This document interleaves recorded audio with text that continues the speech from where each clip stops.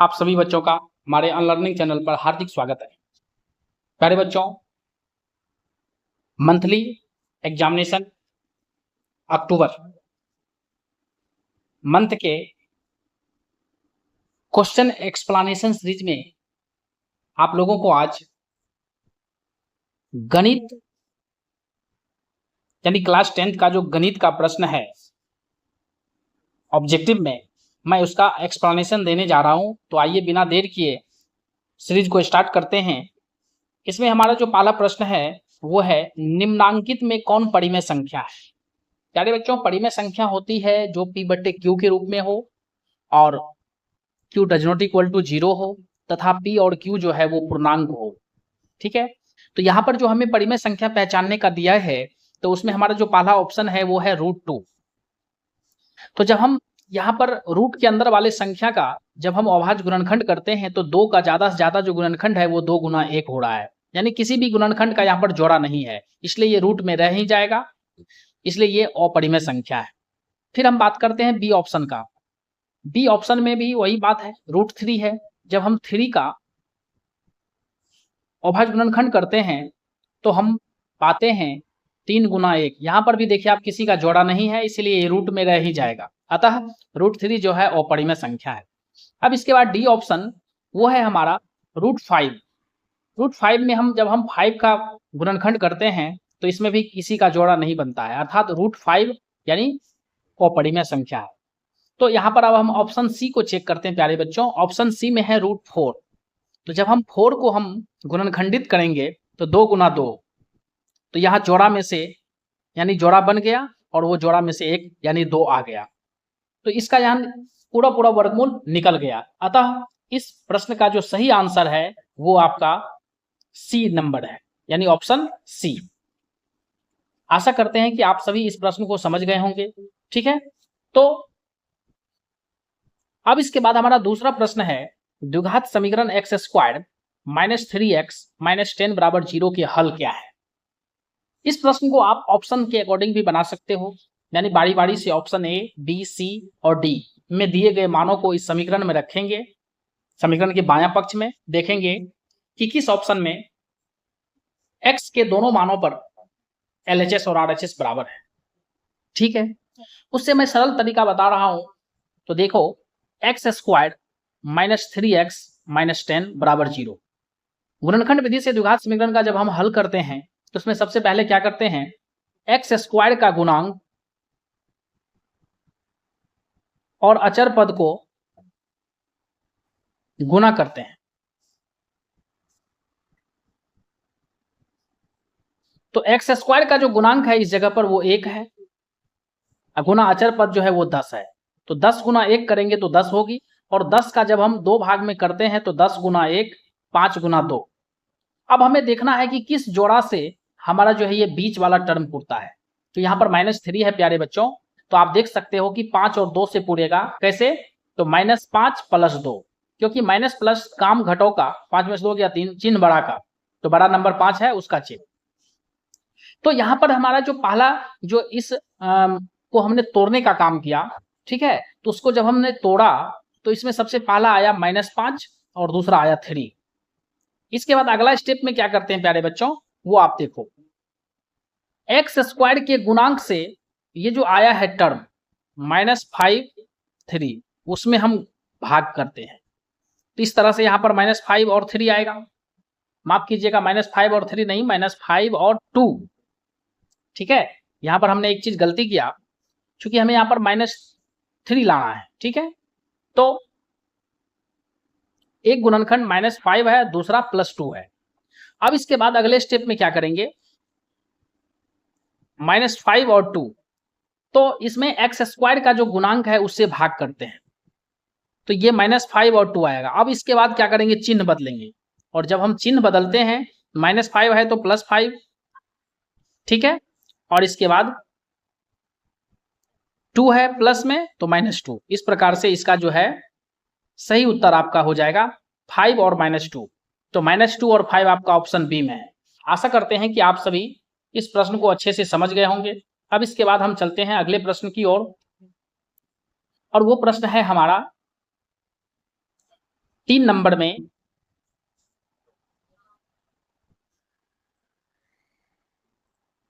To x square यानी द्विघात समीकरण 2x² माइनस एक्स प्लस 1/8 के मूल इसमें कौन है, यानी ए बी सी इसमें से कौन है।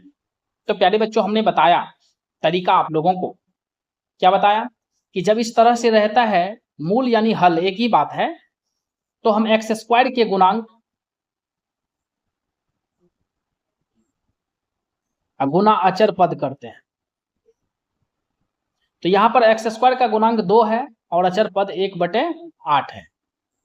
तो जब हम इसको करते हैं तो यहां पर 1/8 जो है ये आप लोगों को कंफ्यूजन में डाल रहा है। तो आप इसको क्या करें, मैं बताता हूं कि सिंपलेस्ट फॉर्म में, अर्थात कहने का मतलब ये जो आपका द्विघात समीकरण दिया हुआ है इसमें सबसे पहले इसको स्टैंडर्ड फॉर्म में कर लेंगे, और स्टैंडर्ड फॉर्म में करने के लिए यहां पर हम लघुत्तम करेंगे। तो 1/8 यानी 16x² माइनस 1/8 यानी 8x प्लस 1 बराबर 0। तो 16x² माइनस x प्लस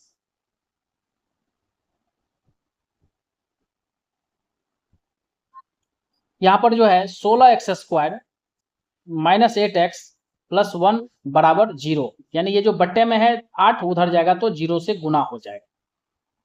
और इस प्रकार से द्विघात समीकरण का जो स्टैंडर्ड रूप है उसके अनुसार ये आ गया 16x² minus 8x plus 1 equal to 0। अब हमने तरीका बताया कि x² का गुणांक यानी कॉफिशिएंट ऑफ x² और अचर पद को मल्टीप्लाई करते हैं।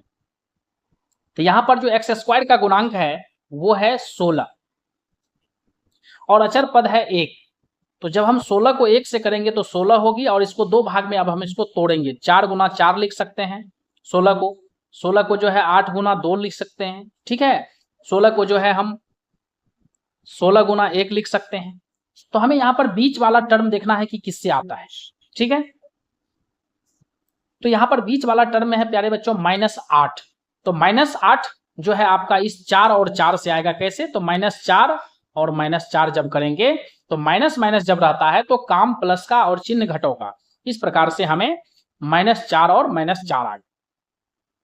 तो यहां पर जो है मेन है कि इसको हमने स्प्लिट करने के लिए यानी तोड़ने के लिए मेन है सीखना।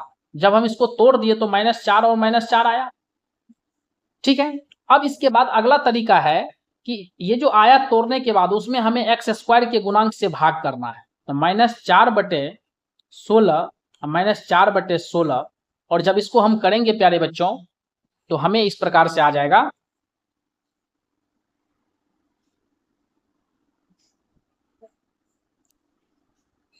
4 का 4, 4 चौके 16 यानी -1/4, फिर इसके बाद -1/4। अगला स्टेप है कि चिन्ह बदलना है। तो माइनस है तो प्लस, माइनस है तो प्लस। इस प्रकार से हमारा जो यहाँ पर मूल है इस समीकरण का वो आ गया 1/4 और 1/4।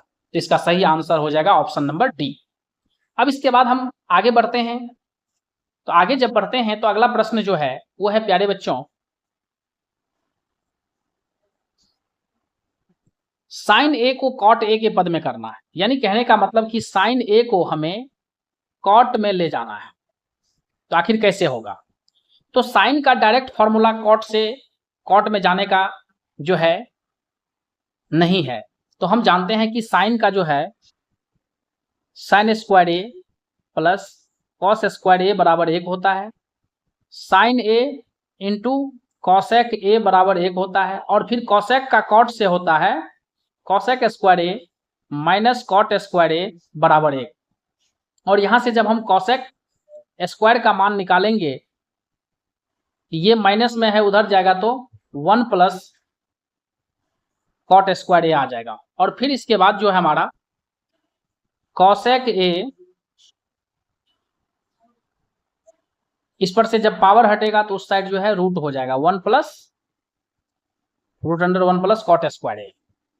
इस प्रकार से आपको यहां पर जो करना है साइन को कॉट में करना है। तो प्यारे बच्चों सबसे पहले आप लिखेंगे कि साइन ए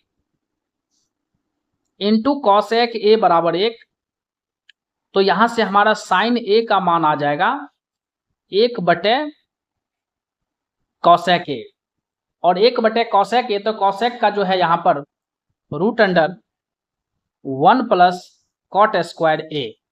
इस प्रकार से हम कह सकते हैं कि साइन ए जो है कॉट के टर्म में 1 by root under 1 plus cot square A आ गया। इसका सही आंसर ऑप्शन ए हो जाएगा। अब इसके बाद हमारा अगला प्रश्न है 5वां नंबर, और 5वां प्रश्न जो है वो है sine 63 degree by cos 27 degree. तो आइए अब समझते हैं इस प्रश्न को। तो यहां पर जो है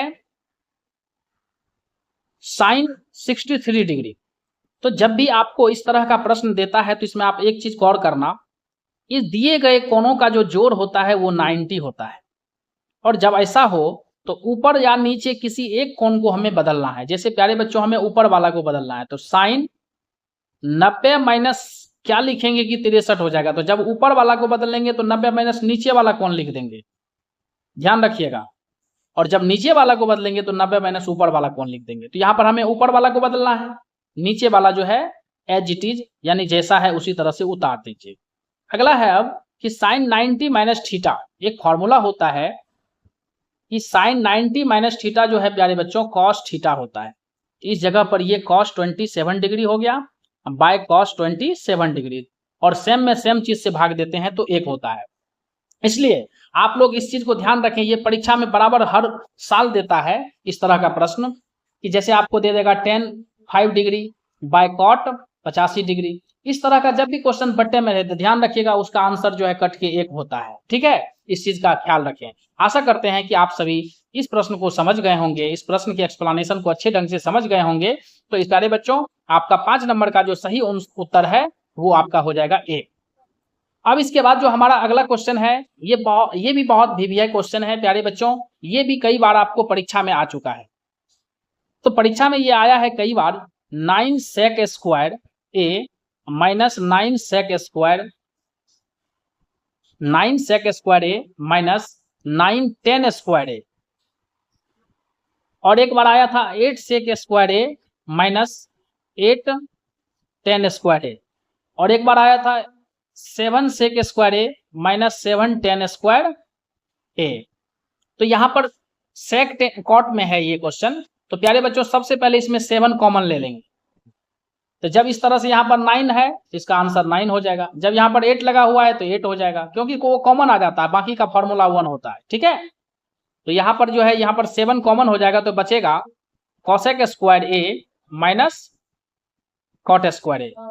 और प्यारे बच्चों cosec square A minus cot square A बराबर सूत्र जो होता है वो 1 होता है। इस तरह से 7 का 7, तो इसका सही आंसर हो जाएगा आपका 7। ठीक है, आशा करते हैं कि आप सभी इस प्रश्न को समझ गए होंगे। तो इसका सही आंसर हो जाएगा 7। अब इसके बाद प्यारे बच्चों हमारा जो 7 नंबर क्वेश्चन है वो है 1 प्लस tan स्क्वायर A बटे 1 प्लस कॉट स्क्वायर A। यह आपका जो है एनसीईआरटी का डायरेक्ट प्रश्न है। ठीक है, तो 1 plus tan square A equal to सूत्र होता है सेक स्क्वायर A, और 1 प्लस कॉट स्क्वायर A होता है कॉसेक स्क्वायर A। तो जब हम सेक को कॉस में करेंगे तो 1 बटे हो जाएगा कॉस स्क्वायर A, फिर इसको करेंगे तो 1 बटे साइन स्क्वायर A। तो ये साइन ऊपर चले जाएगा, क्योंकि बट्टे पर बट्टे रहता तो ऊपर चले जाता है, नीचे वाला उलट जाता है, बटे कॉस स्क्वायर A।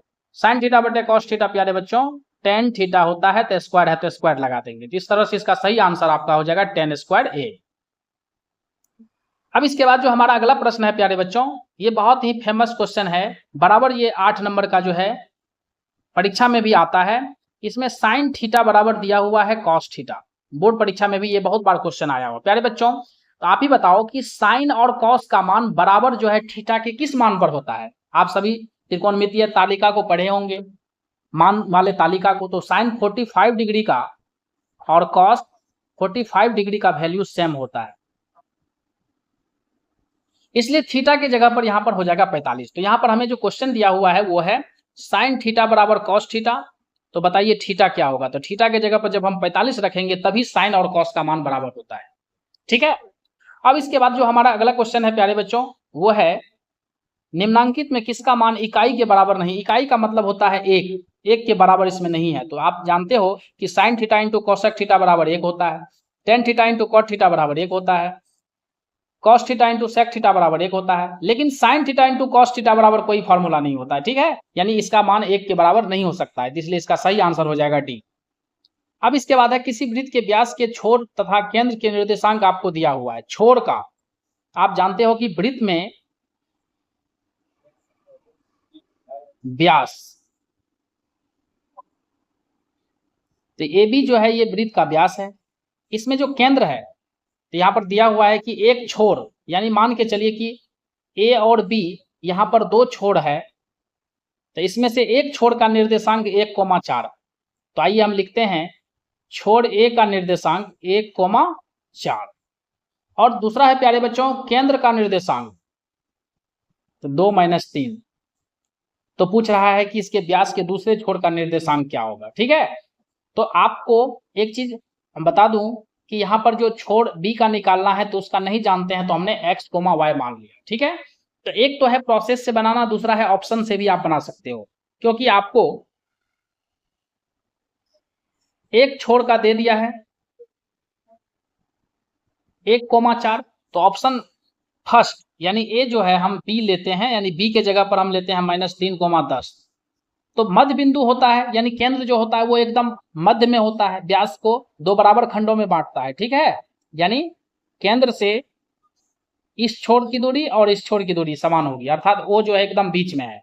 तो मध्य बिंदु का नियामक होता है भुज प्लस भुज, यानी 1 + -3/2 और फिर कोटि प्लस कोटि, यानी एक है ऑप्शन से आपको एलिमिनेट करके बना लेते। दूसरा मैं आपको प्रोसेस से बताने जा रहा हूं। यहाँ पर देख सकते हो कि केंद्र का निर्देशांक जो है आपको 2,-3 है, एक छोर का निर्देशांक 1,4 है, दूसरे छोर को हमने मान लिया x। तो प्यारे बच्चों मध्य बिंदु का नियामक बराबर सूत्र जो होता है, ये मध्य बिंदु है, तो भुज प्लस भुज यानी 1 + x/2 कोटि प्लस कोटि 4 + y/2 बराबर मध्य बिंदु। तो मध्य बिंदु की जगह यहाँ पर वृत्त का केंद्र है और केंद्र का नियामक जो है हमें 2,-3 दिया हुआ है। तो यहाँ पर आप देख सकते हो भुज भुज के बराबर, कोटि कोटि के बराबर, तो 1 + x/2 बराबर 2, और यहाँ से जब हम सॉल्व करेंगे तो 1 + x बराबर 2 चले जाएगा उस साइड, तो x का मान निकल गया 3। और दूसरा प्यारे बच्चों हम इसको सॉल्व करके निकालते हैं। यहाँ पर देखिए कि 4 + y/2 बराबर में -3, ये जो बट्टे में 2 है इसको हम उस साइड कर देंगे तो गुना हो जाएगा, तो -3 × 2 जब करेंगे ये आपका हो जाएगा -6, और फिर 4 को उधर करेंगे तो y बराबर हो गया -6 और +4 इधर गया तो इस तरह से हो गया -10। तो x का नियामक 3 है और y का नियामक -10, तो इस तरह से इसका सही आंसर हो जाएगा प्यारे बच्चों 3, -10।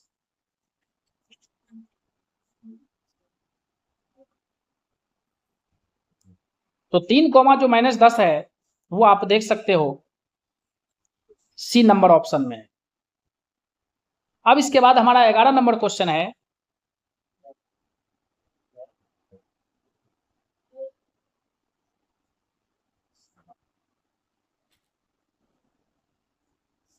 बिंदुओं -1, 7 तथा 4, -3 को मिलाने वाले रेखाखंड को आंतरिक रूप से विभाजित करने वाले जो बिंदु हैं वो 2:3 में बांटती है। तो कह रहा है कि उस बिंदु का नियामक क्या होगा। तो सबसे पहले हम मान लेते हैं कि एक बिंदु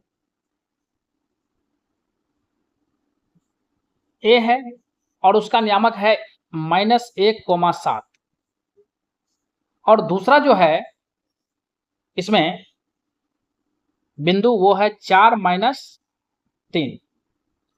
तो कहता है कि उस बिंदु का नियामक निकालिए जो इस ए बी रेखाखंड को 2:3 में बांटती है। तो हम यहाँ पर 2:3 में बांटती है ये वाला बिंदु, तो पी का नियामक निकालना, ठीक है।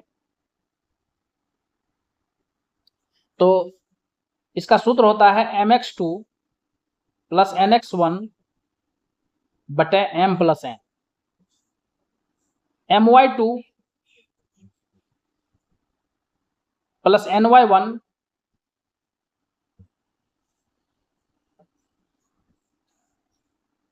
ये m है, ये n है, ये x1 है, ये y1, ये x2 है, ये y2 है, mx2 तो 2 गुना 4 बटे अनुपातों का जोड़ m प्लस n 2 प्लस 3, ठीक है।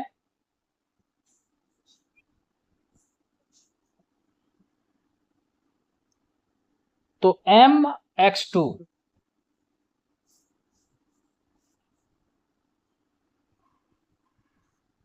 प्लस nx1 बटे 2 प्लस 3, फिर इसके बाद 2 गुना -3 प्लस 3 गुना 7, और इस तरह से जब इसको कैलकुलेट करते हैं तो हम पाते हैं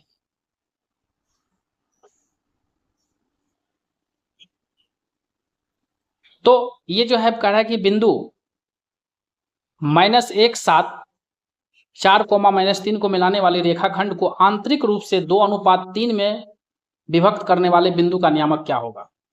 तो प्यारे बच्चों, ये आपका विभाजन सूत्र से बनेगा। तो विभाजन सूत्र का उपयोग करने से पहले हम लोग सबसे पहले इसको हम सजाते हैं। तो जैसे कि मान चलिए कि आपका जो है ये AB एक रेखाखंड है, इसमें बिंदु यानी A का जो है नियामक -1 7 और दूसरा बिंदु का नियामक है 4 -3, और जो बिंदु है जो इसको 2:3 में बांटती है उस बिंदु को हमने P मान लिया, ठीक है। तो अब जो विभाजन सूत्र होता है वो होता है mx2, यानी पहला नियामक जो है उसको x1 y1, दूसरा नियामक को x2 y2, और इस तरह से अनुपात mn। तो mx2 यानी 2 गुना 4 प्लस nx1 यानी 3 गुना -1 बटे अनुपातों का जोड़ यानी 2 प्लस 3, ये हो गया हमारा x नियामक का। फिर हम y नियामक को निकालेंगे प्यारे बच्चों। तो y नियामक जो है निकलेगा my2 यानी 2 गुना -3 प्लस ny1 यानी 3 गुना 7 बटे अनुपातों का जोड़ 2 जोड़ 3। और जब हम इसको आगे कैलकुलेट करते हैं तो हम पाते हैं 2 चौके 8 प्लस माइनस 3 का 3 बटे 5, और फिर इस तरह से 2 गुना -3 यानी ये हो जाएगा -6 प्लस 3 गुना 7 21 बटे 5। 8 में से 3 को घटाएंगे 5 आएगा, और यहाँ पर 21 में से 6 जाएगा तो 15 बटे 5, और जब हम इसको भाग करते हैं एक बार में और ये 3 बार में, यानी 1,3 इसका जो है आपका सही उत्तर है, ठीक है। आशा करते हैं कि आप सभी इस प्रश्न को समझ गए होंगे। अब इसके बाद जो हमारा अगला प्रश्न है प्यारे बच्चों वो है कि निम्न में से कौन पाइथागोरियन ट्रिक में है। तो पाइथागोरियन ट्रिक जब भी आपको चेक करने के लिए दे तो मैं आपको यहाँ पर एक तरीका बताता हूँ। सबसे पहले क्या करना, इसमें जो दिया गया ऑप्शन है उस ऑप्शन से बनाने का कोशिश करना है, ठीक है। तो क्वेश्चन में है कि पाइथागोरियन ट्रिक में कौन नहीं है, नहीं वाला को चुनना है। तो सबसे पहले ऑप्शन ए को क्या कीजिए, तीनों संख्या जो आपको दिया हुआ ब्रैकेट में उसका स्क्वायर कर दीजिए। 2 का स्क्वायर, फिर 3 का स्क्वायर, फिर 4 का स्क्वायर। तो हम पाते हैं 4 9 16। इसमें सबसे बड़ा नंबर को छोड़ करके 2 छोटे नंबर को देखेंगे जोड़ करके। 4 जोड़ 9 जब हमने किया तो ये आया 13।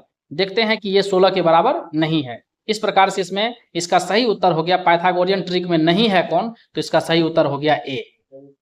बाकी तुम देख सकते हो कि इस ऑप्शन में तीनों का स्क्वायर करो, 3 तिया 9, 4 चौके 16, 5 गुना 5 यानी 25। इसमें देख लो सबसे बड़ा को छोड़ करके बाकी दोनों को तुम जोड़ो तो देखो आ जा रहा है 25।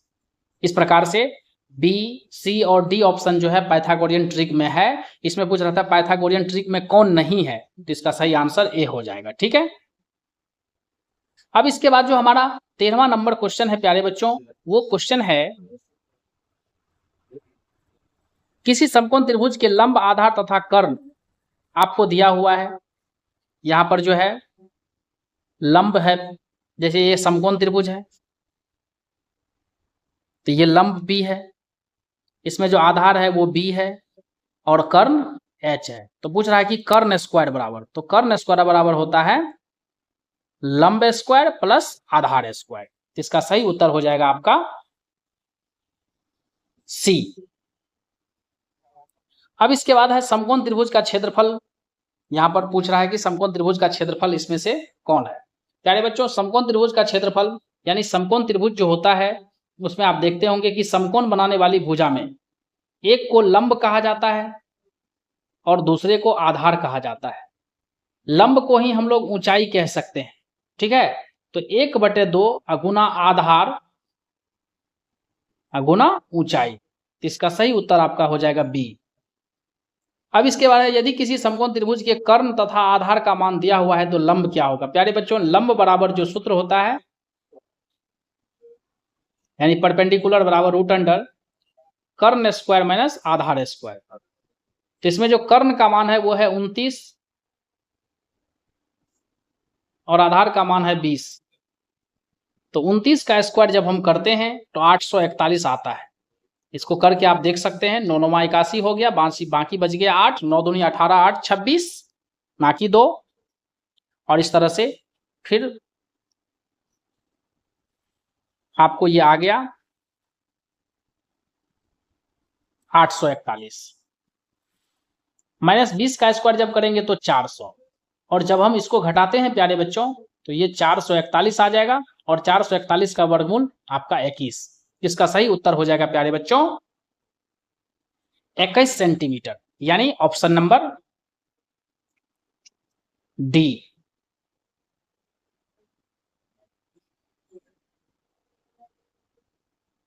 अब इसके बाद हमारा है समकोण समद्विबाहु त्रिभुज। जैसे ही आ गया समकोण समद्विबाहु, तो समकोण का मतलब कि जिस त्रिभुज का कोई एक कोण 90 डिग्री का हो।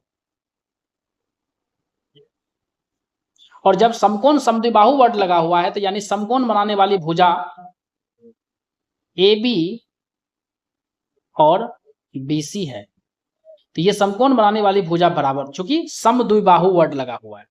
तो उसमें आधार का लंबाई दिया हुआ है प्यारे बच्चों 5√2 सेंटीमीटर। तो उसका क्षेत्रफल क्या होता है। जब आधार है 5√2 तो ये जो लंब है ये भी होगा 5√2, क्योंकि समकोण समद्विबाहु है। और समकोण त्रिभुज में जब क्षेत्रफल निकालते हैं तो 1/2 गुना समकोण बनाने वाली भुजा का गुणनफल, तो AB गुना BC, यानी 1/2 गुना आधार गुना शीर्ष लंब। तो जब हम इसको करते हैं प्यारे बच्चों तो 1/2 गुना 5 को 5 में करेंगे तो 25, और जब √2 को √2 में करते हैं तो रूट उड़ जाएगा। इस तरह से इसका आ जाएगा 25, ठीक है, सेंटीमीटर स्क्वायर। सही आंसर इसका हो जाएगा C। अब इसके बाद हमारा अगला प्रश्न है प्यारे बच्चों, तो आइए बिना देर किए हम उस क्वेश्चन को समझते हैं। दो समरूप त्रिभुज ABC और DEF है, उनके क्षेत्रफल का यहां पर दिया हुआ है, और एक त्रिभुज का भुजा 11 सेंटीमीटर है तो दूसरा का भुजा पूछ रहा है। प्यारे बच्चों, आप सभी को पता होना चाहिए कि दो समरूप त्रिभुज के क्षेत्रफल का अनुपात, ठीक है, दो समरूप त्रिभुज के क्षेत्रफल का जो अनुपात होता है वो उनके संगत भुजाओं के वर्गों के अनुपात के बराबर होता है। तो यहां पर हम लिख सकते हैं एरिया ऑफ ट्रायंगल ABC अनुपात में बट्टे एरिया ऑफ ट्रायंगल DEF बराबर उनके संगत भुजा का अनुपात। तो यहां पर जब आप त्रिभुज बनाओगे ABC और DEF, तो इसमें पूछ रहा है आपको कि CA बराबर 11। तो यहां पर हमारा फोकस है कि जो दिया हुआ है उस पर, तो CA 11, तो पूछ रहा है ये FD, तो इसको मान लेते हैं X, यानी चूंकि उसके संगत इसमें FD है, ठीक है। तो हमने बताया कि दो समरूप त्रिभुज के क्षेत्रफल का अनुपात उसके संगत भुजा के अनुपातों के वर्गों के बराबर होता है, ठीक है, यानी CA बटे FD। तो जब यहां पर मान को रखेंगे तो एबीसी त्रिभुज का क्षेत्रफल 121 है और डीईएफ का 49 है, और इस बगल में सीए का मान 11 है और एफडी को हमने x माना।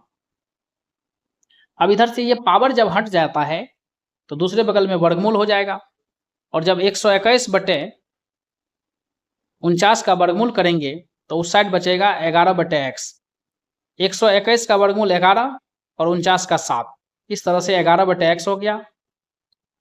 और जब हम कोना कोनी गुना करेंगे तो x बराबर जो है हमें 7 आ गया। प्यारे बच्चों, इस प्रकार से इसका सही उत्तर हो गया डी। यहाँ पर आपको ख्याल रखना है कि दो समरूप त्रिभुज के क्षेत्रफलों का अनुपात जो है उनके संगत भुजाओं के वर्गों के अनुपात के बराबर होता है, या उनके संगत भुजाओं के अनुपात का वर्ग होता है। ठीक है, अब इसके बाद हम आगे बढ़ते हैं।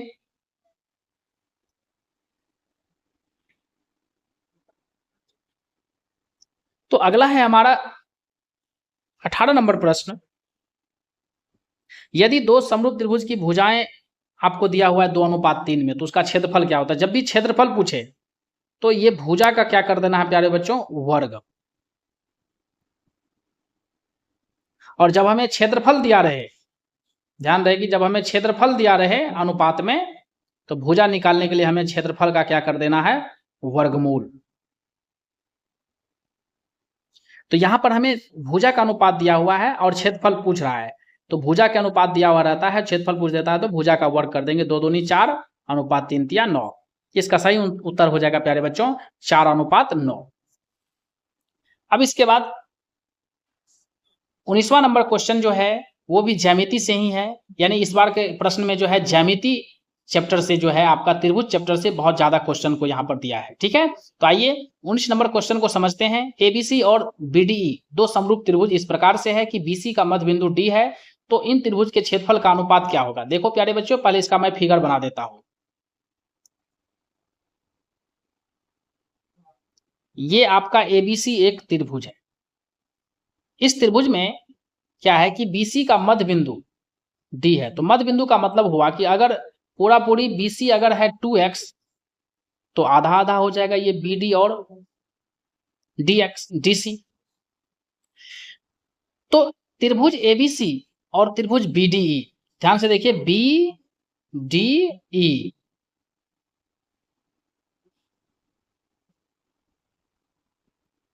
का हमें क्षेत्रफल का जो है हमें अनुपात पूछ रहा है। प्यारे बच्चों, यहां पर आप देख सकते हो कि त्रिभुज एबीसी और त्रिभुज बीडीई ये दोनों समरूप त्रिभुज है, तो उनके क्षेत्रफल का अनुपात पूछ रहा है। तो हमने बताया कि दो समरूप त्रिभुज के क्षेत्रफलों का अनुपात उनके संगत भुजाओं के। तो यहां पर हम सबसे पहले है त्रिभुज एबीसी, तो त्रिभुज एबीसी की भुजा लेते हैं बीसी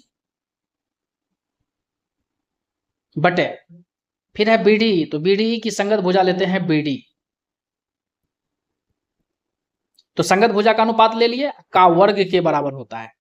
तो यहां पर आप देख सकते हो कि बीसी को अगर हम 2x मानते हैं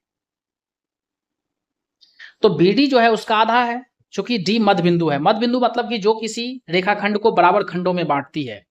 इसका स्क्वायर हो गया और हमें इस तरह से प्राप्त हुआ 2x² यानी 4x² बटे x²। x² से x² कट गया, 4/1 यानी इसका सही आंसर हो जाएगा 4:1। तो आप देख सकते हो कि 4:1 जो है वो ऑप्शन नंबर बी में है। आशा करते हैं कि आप सभी इस प्रश्न को समझ गए होंगे। अब इसके बाद मैं चलता हूं अगले प्रश्न की ओर। तो ज्यामिति के क्वेश्चन को बनाने से पहले आप लोगों को ध्यान रखना है कि उसका पहले फिगर बना देना है। फिगर बनाने से क्या होता है कि कॉन्सेप्ट क्लियर हो जाती है। अब इसके बाद है प्यारे बच्चों, बहुत ही अच्छा क्वेश्चन है कि किसी बाह्य बिंदु से एक वृत्त पर कितनी स्पर्श रेखाएं खींची जा सकती है। प्यारे बच्चों, मैं इसको फिगर से पहले आप लोगों को समझा देना चाहता हूं। जैसे ये एक वृत्त है, तो कहता है कि किसी बाह्य बिंदु से, तो वृत्त के बाहर एक बिंदु है P, तो कह रहा है कि उस बिंदु से वृत्त पर कितनी स्पर्श रेखाएं खींची जा सकती है। तो याद रखना कि जब कोई बिंदु वृत्त के बाहर हो यानी बाह्य बिंदु हो, तो उस बिंदु से वृत्त पर 2 स्पर्श रेखाएं खींची जा सकती है।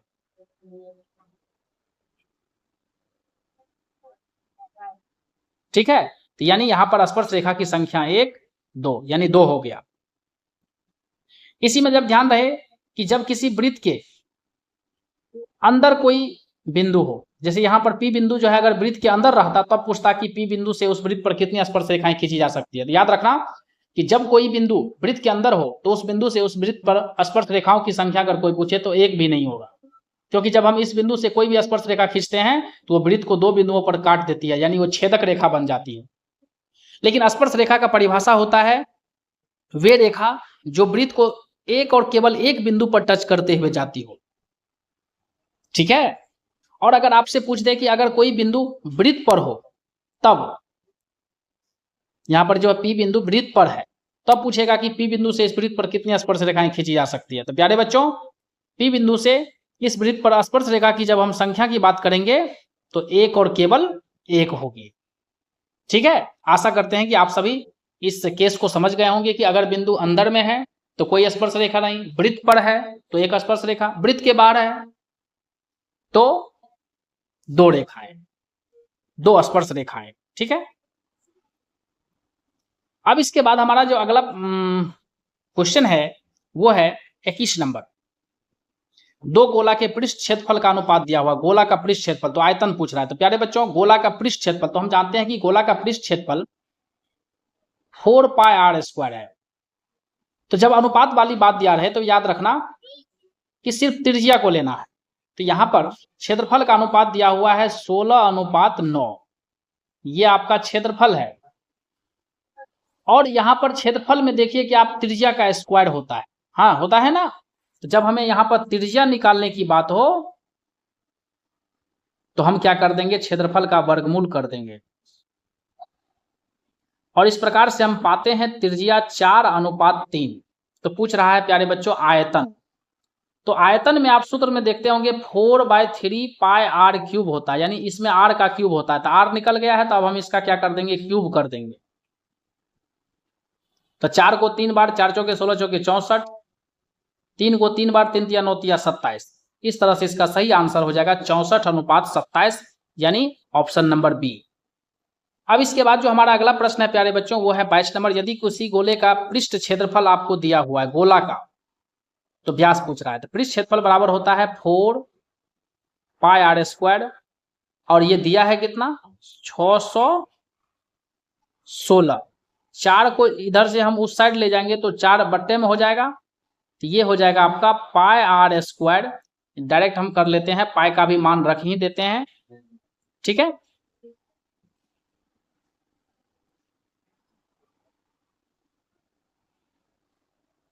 तो यहां पर 4 पाई आर स्क्वायर गोला का पृष्ठ क्षेत्रफल होता है, और ये दिया हुआ है 616। अब हम क्या करते हैं, यहां पर पाई का मान बैठा देते हैं।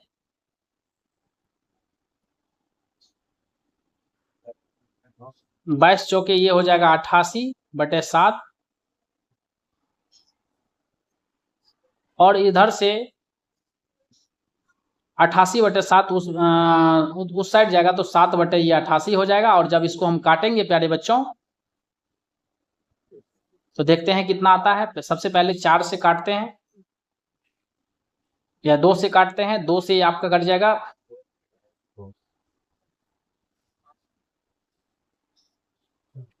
फिर इसके बाद जो है 2 से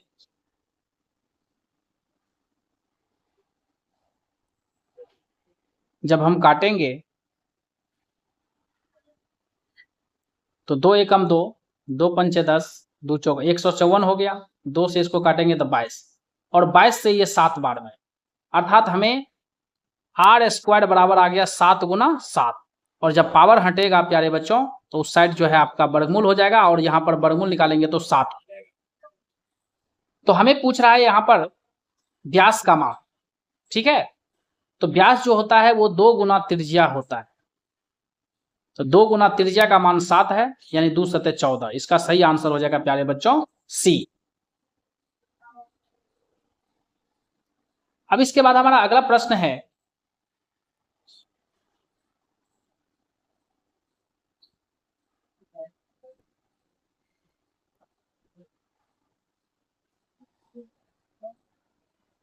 यदि किसी गोले की त्रिज्या को दोगुना कर दिया जाए तो उसका आयतन क्या होगा। त्रिज्या को दोगुना करना है, तो पहले त्रिज्या आर था, तो आयतन जो है वो कितना था, 4 पाई आर क्यूब।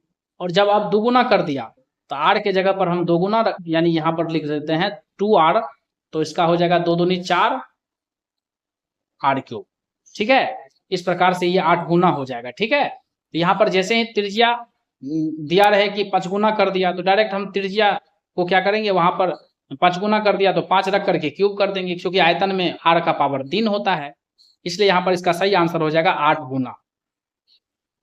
अब है अर्धगोला का संपूर्ण पृष्ठ क्षेत्रफल। प्यारे बच्चों, अर्धगोला का जो है संपूर्ण पृष्ठ क्षेत्रफल की जहां तक बात है, तो अर्धगोला का जो वक्र पृष्ठ क्षेत्रफल होता है, ये वाला भाग, जैसे कटोरी है तो 2 पाई आर स्क्वायर, प्लस संपूर्ण बोला है तो ये वाला वृत्त भी जुट जाएगा, यानी पाई आर स्क्वायर। तो 2 pi R square 1 pi R square, यानी ये आपका आ जाएगा 3 पाई आर स्क्वायर। और इसके बाद हमारा 25 नंबर जो क्वेश्चन है वो है प्यारे बच्चों,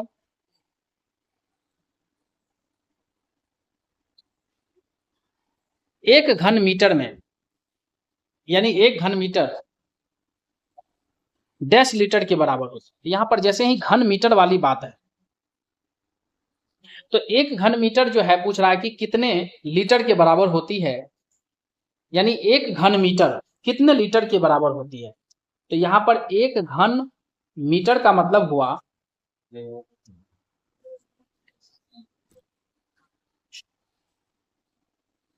1 घन मीटर, यानी 1 मीटर क्यूब, और इसे हमें बदलना है लीटर में। तो जब हम लीटर में बदलेंगे तो इसको 1 मीटर को लिखते हैं 1 मीटर गुना 1 मीटर गुना 1 मीटर, और जब इसको सेंटी में करेंगे तो 100 सेंटीमीटर गुना 100 सेंटीमीटर गुना 100 सेंटीमीटर। तो ये 1 पर 6 जीरो हो जाएगा सेंटीमीटर क्यूब। प्यारे बच्चों, आप सबों को मैं एक जानकारी दे दूं कि 1000 सेंटीमीटर क्यूब बराबर जो है 1 लीटर होता है। तो जब हम इसको 1000 से भागा कर देते हैं तो 3 जीरो को काट देगा और हमें प्राप्त होगा 1000, यानी इसका सही आंसर हो जाएगा 1000 लीटर। अब इसके बाद है यहां पर प्यारे बच्चों अगला प्रश्न है,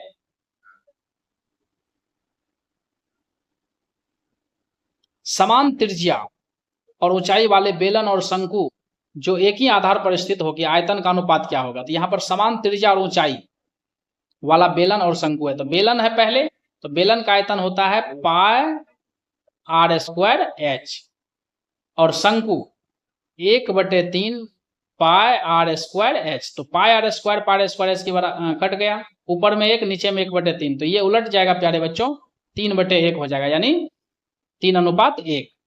अब इसके बाद 27 नंबर जो हमारा प्रश्न है वो है 4 सेंटीमीटर त्रिज्या वाले धात्विक गोले को पिघला करके 2 सेंटीमीटर त्रिज्या वाले कितनी गोलियां बनाई जा सकती है। तो ये बहुत ही वीवीआई क्वेश्चन है, ये आपको बोर्ड एग्जाम में भी आता है। जैसे ही आपको दिया रहा है कि 4 सेंटीमीटर त्रिज्या वाले को हम पिघला रहे हैं, यानी बड़ा को पिघला करके हम छोटे छोटे कितना बना सकते हैं। तो याद रखिएगा, बड़ा का आयतन, ठीक है, और उसमें बट्टे कर देना है छोटा के आयतन से।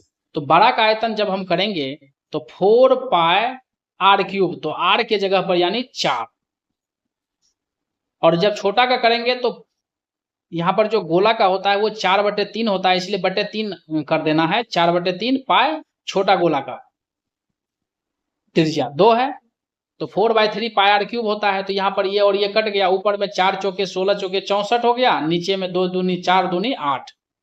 इस प्रकार से ये हमारा सही आंसर इसका हो जाएगा बी। अब इसके बाद जो अगला प्रश्न है प्यारे बच्चों, वो है हमारा अगला प्रश्न, वर्ग अंतराल 50 से 60 की संचयी बारंबारता क्या होगी। संचयी बारंबारता निकालने की जहां तक बात है, तो संचयी बारंबारता जब भी पूछे 50 से 60 का पूछ रहा है, तो संचयी बारंबारता मतलब होता है बारंबारताओं का जोड़। तो 50 से 60 का पूछ रहा है, तो 50 से 60 की बारंबारता और उसके पहले की सभी बारंबारता को जोड़ देना है। तो 6 5 11 4 15 3 18 2 20। इसका सही आंसर हो जाएगा प्यारे बच्चों डी नंबर 20। ठीक है, यानी संचयी बारंबारता मतलब बारंबारताओं का जोड़। अब इसके बाद हमारा 29वां नंबर क्वेश्चन है कि नीचे दी गई बारंबारता सारणी के माध्यिका वर्ग क्या होगी। तो माध्यिका वर्ग निकालने के लिए हमें क्या करना पड़ता है, सबसे पहले दिए गए वर्ग अंतरालों को सजाना पड़ता है। और जब हम सजाएंगे प्यारे बच्चों तो पहला है आपका 0 से 10, दूसरा है 10 से 20, तीसरा है 20 से 30, चौथा है 30 से 40 और फिर 40 से 50 और फिर 50 से 60 और बारंबारता है 3, 9, 15, 30, 18, 5 और जब हम इसका निकालेंगे संचयी बारंबारता, तो संचयी बारंबारता जैसे पहला वर्ग का निकाल रहे हैं तो पहला का तो 3 ही होगा, फिर दूसरा का निकालेंगे तो 9, 3, 12, फिर 15, 12, 27, फिर 27, 18, 45, फिर 45, 5, 50 और सभी बारंबारता को जब जोड़ेंगे तो ये लास्ट के बराबर यानी 50 होगा। तो 50/2 करेंगे यानी उसका आधा करेंगे तो 25 होगा और 25 से ठीक अधिक संचयी बारंबारता इसमें कौन है? 27। तो देख लेंगे कि 27 के सामने कौन सा वर्ग अंतराल पड़ेगा? 20 से 30। ठीक है, इसका सही आंसर हो जाएगा बी। ठीक है, अब इसके बाद हमारा अगला है 30 नंबर प्रश्न कि प्रथम 5 अभाज्य संख्याओं का माध्य क्या होगा। तो अभाज्य संख्या को हम लोग लिखते हैं लगातार अभाज्य संख्या, तो सबसे पहले 2 होता है, फिर 3 होता है, फिर 5, फिर 7, फिर 11, फिर 13। तो हमें यहाँ पर लेना है 5, तो 5 लेना है तो ये आपका 13 छंट जाएगा क्योंकि 5 पुड़ गया है। 2, 3, 5, 7, 11। तो माध्य बराबर दिए गए संख्याओं का जोड़, तो यानी पांचों अभाज्य संख्या को जोड़ देना है। तो 11, 7, 18, 5, 23, 3, 26, 2, 28 अब बटे में 5। ठीक है, यानी जितना कहेगा। अब 5 से जब हम 28 को भागा करते हैं तो ये आपका 5 बार में लगेगा और फिर पॉइंट देकर के 6 बार में, यानी इसका सही आंसर हो जाएगा डी। आशा करते हैं कि आप सभी इस एक्सप्लेनेशन को अच्छे ढंग से समझ गए होंगे। ठीक है, उसके बाद जो है जो भी अगर कोई प्रॉब्लम होगी तो आप हमें कमेंट्स करके बताइएगा। प्यारे बच्चों, आप सभी मेरे वीडियो को ज़्यादा से ज़्यादा जो है लाइक कीजिएगा, शेयर कीजिएगा और मेरे चैनल को सब्सक्राइब जरूर कीजिएगा। आप सभी का बहुत बहुत धन्यवाद।